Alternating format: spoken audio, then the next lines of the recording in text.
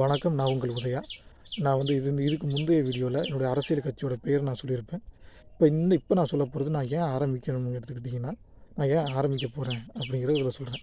முதல்ல நான் ஆரம்பிக்கிறதுக்கான முதல் நோக்கமே, தென் மாவட்டங்களில் அதிகம் நிறைஞ்சிருக்கக்கூடிய யாதவ் கம்யூனிட்டி இருக்கிறாங்க.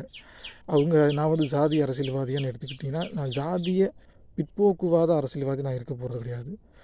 ஜாதியில் நிலவக்கூடிய ஜாதியை வந்து முற்போக்குவாத சக்தியாக மாற்றணுங்கிறது தான் என்னுடைய நோக்கம். அதாவது வந்து தீவிரமான வலதுசாரியாக, பிற்போக்கு ஐடியாலஜி தான் வலதுசாரி சொல்லுவாங்க.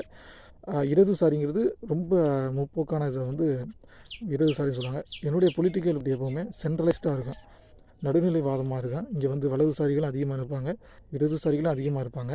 ஒரு நடுநிலையான கருத்துக்களை எப்பவும் சொல்லக்கூடிய ஒரு அரசியல் கட்சியாக தான் என்னுடைய அரசியல் கட்சி இருக்கும். யாதவ் கம்யூனிட்டி எப்படிலாம் முன்னேற முடியுங்கிறத அடுத்தடுத்த வீடியோவில் நம்ம பார்க்கலாம். எப்படி நம்ம வந்து யாதவ சமுதாயத்துக்காக ஆரம்பிக்கப்பட்ட ஒரு கட்சி தான் தென் தமிழ்நாடு முன்னேற்ற கழகங்கிறத முதல்ல நீங்கள் புரிஞ்சுக்கணும். நன்றி.